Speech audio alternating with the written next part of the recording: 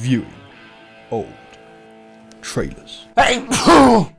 Fuck me! Hi guys, got a bit of a cold, I'm quite sneezy, got a blocked nose, so apologies for that. Welcome back to another episode of Reviewing Old Trailers, the best series on YouTube, the most sophisticated series on YouTube. You have to be a really intelligent person to host this series, so I just want a bit more appreciation on my part for that, actually. So yeah, could you leave your appreciation down in the comments? Say like, wow, thanks for taking on this monumental societal role, Batcho. That's all I want, that's all I need, you know? It's nothing much, is it? Today we're reviewing the trailer for Iron Man 2008, you know, that Marvel film, the first Marvel film ever made, or to ever be released. Very popular movie back in the day.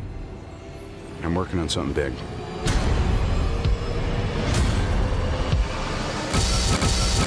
It's the teaser trailer. I remember seeing it when it was coming out, and I've seen it a bunch of other times because it would always play on like DVDs, you know, when you put a DVD on and you see trailers for other films even though you've seen them all already. Like a 2008 DVD, I'd put it in, it's like, oh yeah, it's the Iron Man trailer, but I've seen that anyway because I've got that DVD as well. So I'm very familiar with this trailer, I've seen it before, which is quite unique for this series because usually when I review a trailer it's new to me and I don't know what I'm doing. I remember the music and I remember the bit at the end where it's like, I am Iron Man!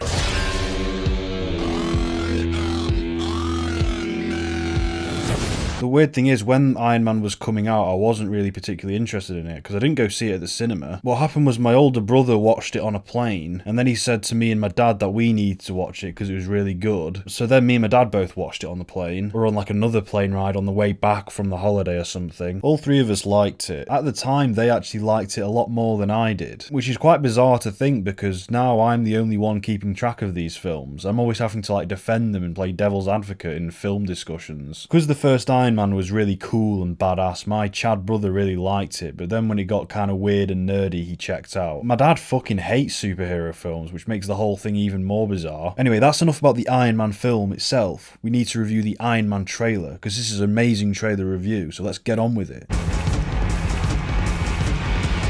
This was before Marvel were a big thing. This was quite like their first big gamble. You know, not big gamble, but testing the waters.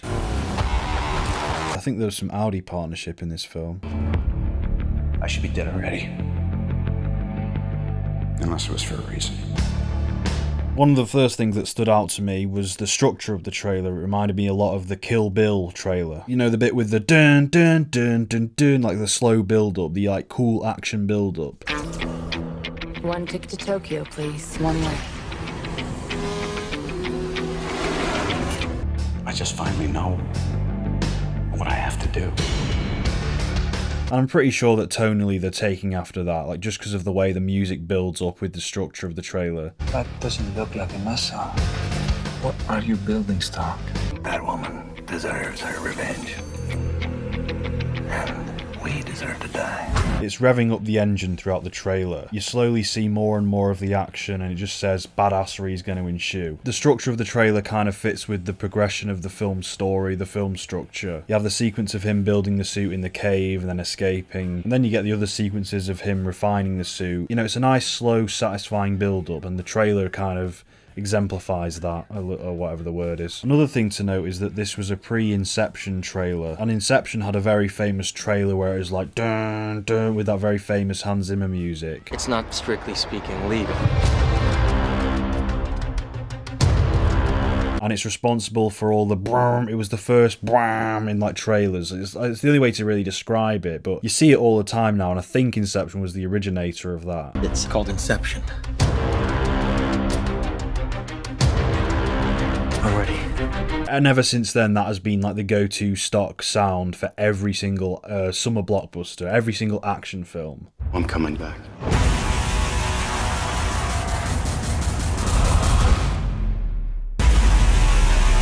Yeah, to be fair, that Inception trailer is probably one of the most influential trailers of all time just for that. But because that hadn't come yet, I think the fallback influential action trailer structure, or pastiche, or whatever you want to call it, was Kill Bill Volume 1, or the trailer for Kill Bill Volume 1. Because that is also a very famous and very influential trailer from the 2000s. So I'm pretty sure I'm right in assuming that that was the go-to action trailer style. But maybe I am wrong, and I should be strongly chastised for that.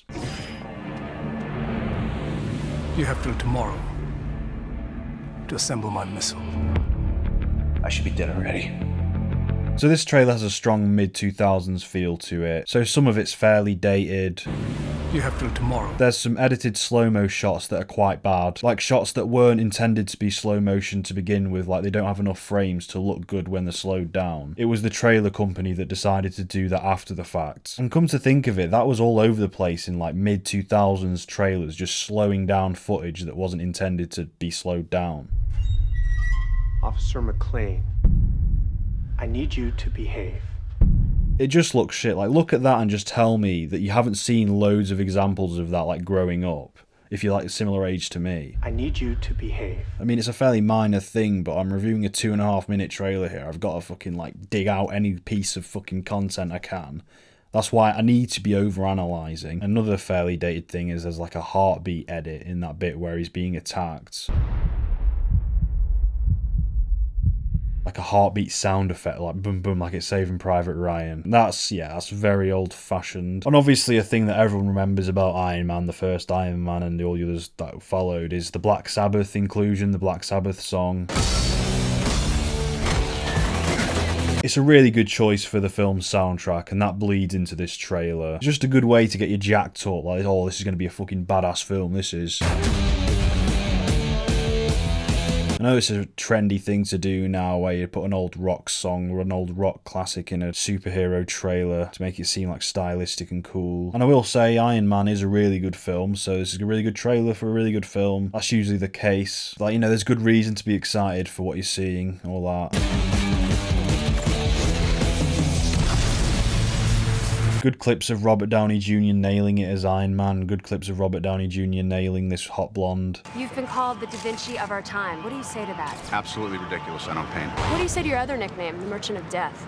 That's not Ben. Just being suave and funny. Good dialogue. It's got very good dialogue, the film, so it's got very good dialogue in this trailer. The clips you see of him tell you a lot about the character in very entertaining ways. They showcase how charismatic he is. Like, Tony Stark's a brilliant character. It's a brilliant performance. It was a fairly new kind of superhero film, like an unapologetic, irreverent, sardonic superhero who's like, fuck it, I'm gonna go over there, I'm gonna blow them up because I've got the fucking badass equipment to do it. He's not utterly good and righteous and like, oh, think of the whatever. He's like, nah, let's go fucking kill a bunch of people. You know, he's not quite like Superman or Spider-Man. He's a bit more like a badass, a bit more edgy. Well, that's a weird way of putting it, you know, but just snarky. And the trailer sells you on all of that, like that idea of this new superhero. New kind of superhero. This isn't your mum's superhero. And that reminds me of that scene where he sleeps with the reporter at the start of the film. Like, I don't think there's not really anything like that in new superhero films with, like, now that Disney's in control. It's fairly conservative in that way now, because this was made before Disney bought the rights to Marvel. I think this was a Paramount production. It is a little bit more daring, I guess, in some ways. Like, there's a lot of war in the Middle East imagery that I don't think Disney would touch with a 10-foot pole, and not just because of recent events. Because they didn't know how far this Marvel Cinematic Universe would go, the first Iron Man is very grounded. It was a little bit more believable. Like, for all we knew, it was like the real world, just with this one difference of this guy making this ridiculously advanced machinery. It took place in a much more familiar world. There's no magic or any supernatural things at play, because now there are Norse gods and aliens and guardians of the galaxy and celestial beings and interdimensional timekeepers. And it is crazy to think of how far we've come in that regard since the first Iron Man. It's completely like off the walls now, which is good, you know, it's cool. It would have been exciting to see this trailer in the cinema because it did look like a fresh take on the superhero genre. A new superhero who wasn't a household name, because Iron Man, no one knew who Iron Man was. Like, who the fuck is this guy? Now he's fucking mega. He's like as big as Spider-Man. They put Iron Man in the Spider-Man film so it sells more. And in the trailer you do see the montage of him building the suit, which was also quite a fresh idea. Like a self-made superhero who like builds it with scraps of metal and just flings it together. Just because of how smart he is. That was a really cool thing when it came out. That's one of the best parts of the film, of just him in the cave building it, like from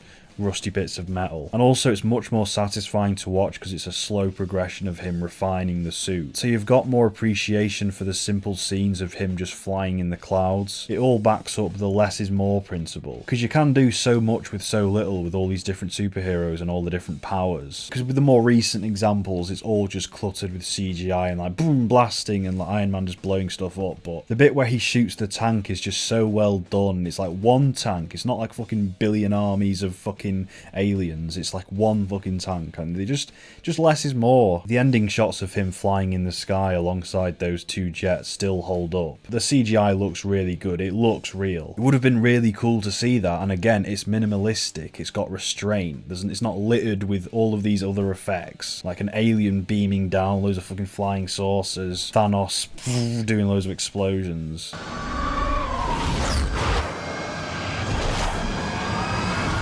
And I do want to rewatch the film now just to see that action scene. Because up until now, I don't think I fully appreciated the simplicity of it. Probably really good now, I bet. Come to think of it, other than the climax, all of the action scenes in that first Iron Man film were really good and stood out.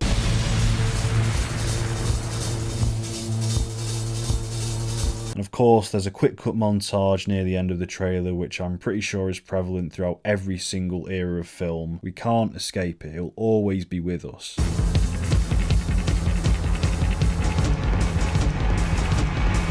One thing that I did in this film college course, what a cool thing they told us to do just to analyse it, was like watch the trailer without audio just to see it on a purely visual level in terms of what we're being fed. And I'm going to do that, but probably in a far less sophisticated way. I'm just going to interpret what's happening in my own dumb way. So audio off, let's watch the trailer. Boom. Audi. Press. Celebrity.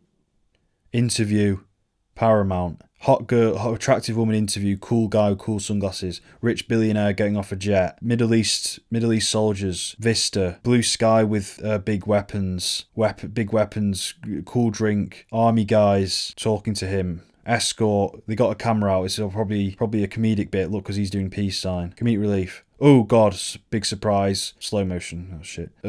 Scary, because it's Middle Eastern, it's topical, it's scary that there are explosions, terrorist groups, it's very scary. Hostage, again, topical, scary. Bit too real. Building something, casting and making iron, forgery, all that stuff. Oh wow, that looks cool. Then it's just action, terrorists with guns that are his weapon, they're American made. Quick, it's hard to... The party there, that's not in the film. There's another one. His refined suit, that looks cool. The glowing, that looks awesome. He's coming into his own. He's becoming a hero. He's getting aggressive about stuff. He's a bit more serious now. He's a jokester. Now he's serious about saving the world. That's just one of the selling points of the trailer. Just that badass action scene where he's flying through the sky. That looks cool. Come on, that looks good. Yeah, Iron Man. Just Iron Man's cool, isn't he? You know, superheroes in and of themselves are cool. You know, it's just how they make them all formulaic and how they're just... It's a production line fashion to how they're being released right now. That was interesting. Anyway, let's wrap this thing up. Overall, what does this trailer teach us? Well, we get the sense that before the Inception trailer came out, the default go-to action trailer template was the Kill Bill Volume 1 trailer, because that was also very influential when you come to think of it. I've written here in my notes that was the Daddy-O trailer of that era. I'm guessing I thought that was funny. The Chad trailer that everyone copied off. Cringy, slow-mo, low frame rate shots were still in style. I need you to behave. Marvel films weren't afraid to pastiche the conflict in the Middle East. Marvel films were much more grounded in a world that resembled our own a bit more compared to what the MCU world is like now. And secondly, how do we rate this trailer? It's successful at making the film look cool and exciting. It does make me partially want to go and rewatch it. I don't think I will because I've got so many fucking films on the watch list and I barely have time to sit down and watch a film. Obviously because of the Kill Bill template, the editing and structure isn't particularly remarkable or original, nothing artistic or standout. Where do we rate the trailer? I think this trailer is a bit more exciting than the Forrest Gump one. It's not particularly brilliant. It's not as good as the Where Eagles Dare trailer. Where Eagles Dare had like a lot of historical significance that we could like analyse. It's the fourth best trailer. It goes underneath Where Eagles Dare. And also on a side note, just to clarify things, I know this series is called Reviewing Old Trailers, but 2008 was a long time ago, remember, like, you know. Also, I think the term old trailer can apply to any trailer for a film that's been out for like a year or so. A trailer for a film that everyone's seen. So technically like Infinity War would count because that's like been and gone now. In culture, that's been and gone. It's made its mark in culture. So that's a valid thing to review, you know. But seriously though, thanks for watching. You guys have been amazing. The response you gave me for the fucking tier list, working director tier list videos, that series was just brilliant. You were awesome. I'm glad you're enjoying me, I guess. Something about me is good. I just think I look like a right fucking dickhead when I have to edit these. Anyway, let me know in the comments what film trailers you want me to review next. I do listen, I do always take a note of what's been said. I mean, to be fair, no one told me to review the Iron Man trailer, so maybe I don't listen. But no, I do. I make a note. I've got like a big list of all the ones that have been requested in the past. So yeah, make sure to let me know what you want me to cover next. So thank you so much, baby. Thanks for watching, and make sure that if you are going to masturbate tonight that you get your parents' permission to do so first.